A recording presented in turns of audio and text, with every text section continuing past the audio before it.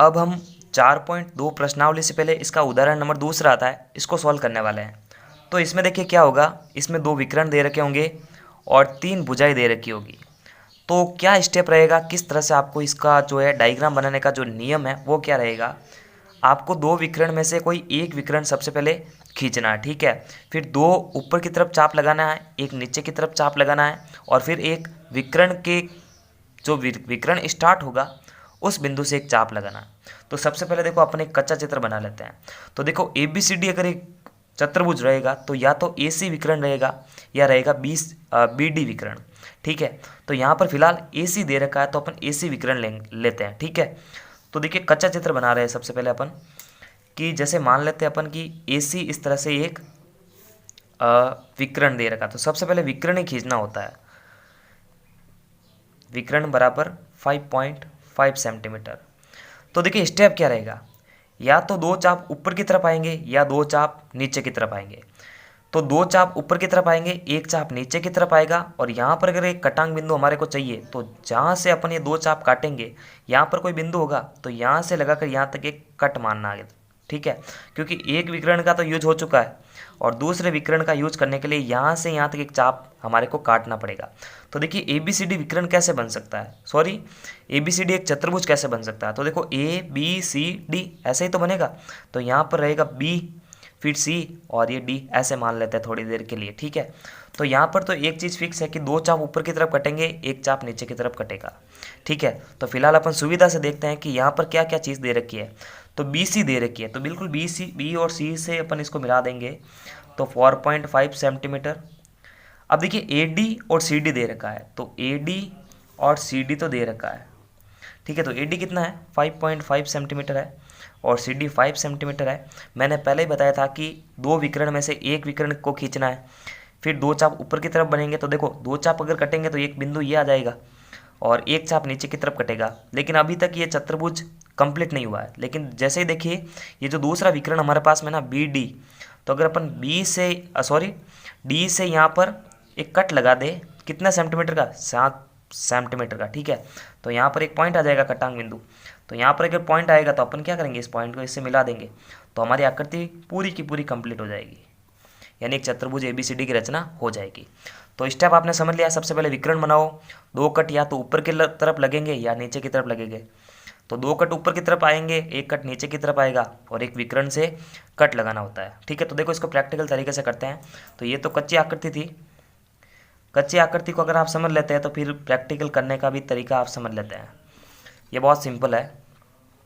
तो मैं सबसे पहले जो है क्या करूँगा, AC एक विकर्ण खींचूंगा जो कितना था, 5.5 सेंटीमीटर का था।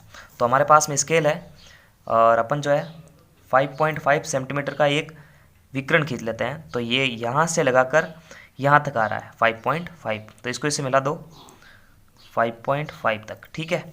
तो देखो यहाँ पर ये हो गया ये तो, और ये हो जाएगा AC और AC बराबर कितना है, 5.5 सेंटीमीटर।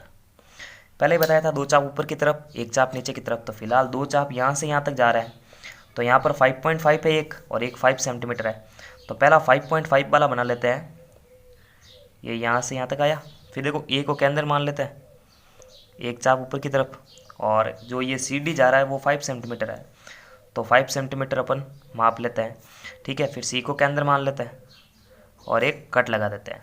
अब नीचे वाला प्रोसेस करना है कि 2 चाप अगर ऊपर की तरफ कट जाए तो यहाँ से जो नीचे वाला, यानी विकर्ण के जो नीचे एक भुजा होगी वो एक भुजा आपको दे रखी होगी। तो यहाँ पर एक चाप के लिए एक भुजा दे रखी है कि CB अगर बनाना है तो 4.5 सेंटीमीटर का नीचे की तरफ एक चाप काट दो। तो यहाँ पर देखना 4.5 सेंटीमीटर, तो यहाँ से C से लगाकर एक चाप कटना चाहिए। तो एक चाप इस तरह से हमने काट दिया है। अब प्रोसेस क्या रहता है कि आपको जो है इसको इससे मिला देना है, इसको इससे मिला दो और वापस इसको इससे मिला दो। लेकिन नीचे अपन मिला नहीं सकते क्योंकि यहाँ पर अपन जब भी जो है इन दोनों बिंदु को मिलाएंगे तो वो एक बिंदु होगा, लेकिन एक चाप कटने से कोई बिंदु नहीं आता। 2 चाप अगर कटेंगे तो एक बिंदु आता है। तो यहाँ पर भी एक बिंदु चाहिए हमारे को। तो हम क्या करेंगे, अगला वाला प्रोसेस, सबसे पहले तो इसको देखो कौन सा बिंदु माना था हमने, D बिंदु माना था, ठीक है। और अगर ये हमारे पास में एक बिंदु चाहिए तो हम क्या करेंगे कि ये जो आकृति थी BD, यानी कैसे कच्ची आकृति में देखो आप, बी डी जो था हमारे पास में वो 7 सेंटीमीटर का था। यानी बी डी कैसे अपन कर सकते हैं कि अगर मैं डी को केंद्र मान लूँ और 7 सेंटीमीटर का एक चाप काट के नीचे की तरफ क्रॉस मार दूँ, तो देखना कैसे,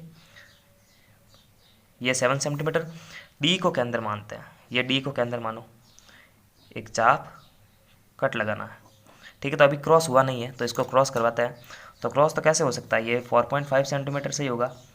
तो देखना 4.5 सेंटीमीटर पर एक क्रॉस हो जाएगा।